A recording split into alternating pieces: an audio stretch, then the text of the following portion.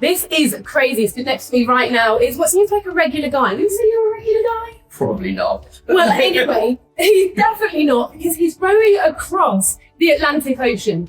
Do you have any idea how hard that is? I actually have no idea how hard it is, and I think that's what's the exciting part about it. It's 3,000 miles across the Atlantic Ocean, all by myself.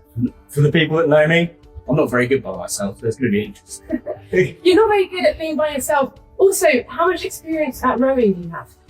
I've got quite a lot of experience on a machine, but I've never actually rowed on the water. Never been in a rowing boat, and my background has definitely got nothing to do with rowing. Has anyone informed you what the conditions could be like in the sea, how different that is, compared with being in a gym that's being out there? What are you expecting? Well, luckily I worked on a super yacht for 6 years, so I've actually been in some pretty horrific weather. So funny enough, I signed up for it knowing exactly what the ocean can do. And why did you sign up for it? I mean, all throughout my childhood, my best friend and I, Robbie, we used to raise money for charity. We used to do challenges like running. So there's always been that spark in me for doing challenges and raising money for charity. And then I had the privilege 1 year when I was working on a yacht to actually see the finish of the race. And I just saw how incredibly, just how moved I was by this team finishing. And I decided I have to do that. And then throughout this process, I signed up about 2.5-3 years ago now. And then throughout this time, I signed up to row for Corbell Youth, which is a charity in the UK focusing on between 11 and 24-year-olds, and it focuses on mentorship, so that to give people a new lease in life that wouldn't necessarily have it otherwise. And why do you feel so connected to that charity or the work that they're doing? Well, I just believe everyone deserves a fair shot in life, and it's really difficult to see people that just don't get it. And this young charity, it's only been alive for about just over 3 years now, and it gives those people that opportunity. It gives people mentorship, and it gets people out of sticky situations and tough upbringings. And I just believe that that's the way forward. The youth is the way forward. And how much money are you hoping to raise? I'm hoping to raise around £150,000 for Corbell Youth. Manilva is honestly probably the perfect paradise for training for rowing, from what I know anyway. The gym is perfect. We're currently at Blue Fitness Gyms, which is a proud sponsor of the row. It's the best gym in the Costa del Sol.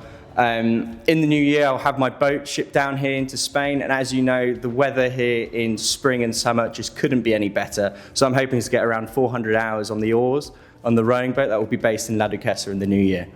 And what happens if you don't like rowing? Got a problem. I think there's so many unknowns, and putting myself in a situation with so many unknowns is the exciting bit. I'm just looking forward to pushing myself and challenging myself, and hopefully inspiring, even if it's just one more person to get out there and do some exercise, or one more person to strive for something else that they wouldn't have necessarily done. That's worth it to me. How long is the race expected to be? How long are you going to be out there on the ocean? What sort of support do you have? What are you sort of visualizing for the reality of your time competing in the challenge? So that's a brilliant question. There's a lot of unknowns with this race. The world record for the solo crossing in an R25, which is the boat that I'll be using, is 42 days, done by Mark Slats in 2017. Anything under 60, I'll be over the moon with. But I mean, it all depends with the weather. The weather is the massive dictator in this. It tells you if you're going to row, if you're going to go fast, slow, if you're going to go backwards, because there's many times that you can go backwards. I'm aiming that I'll be rowing around 16 to 18 hours every day, and I'm really hoping it's going to take me less than 60 days, but we'll only see when we're there. And in terms of support team and people around you, or are you just completely on your own, you and the elements? So it's actually a race, so believe it or not, there's around 140 people that do it each year, so I'm not the only one, and it's normally split into teams. So there's boats of 5s, 4s, 3s, 2s and 1s, and luckily I'm doing it solo. But it's called the world's toughest row. So there is a support network in it, but the idea of the race that it is a fully unsupported. You carry all of your food, some emergency water, you have water makers, solar panels, so you're completely self-sufficient. Well, this is Rufus Rows. He's about to row. We're delighted here at Manilva Life to be fully behind this crazy challenge. It is one hell of a project. We really wish you the best of luck, and we'll be following you for the rest of the year. Thank you very much. I look forward to it.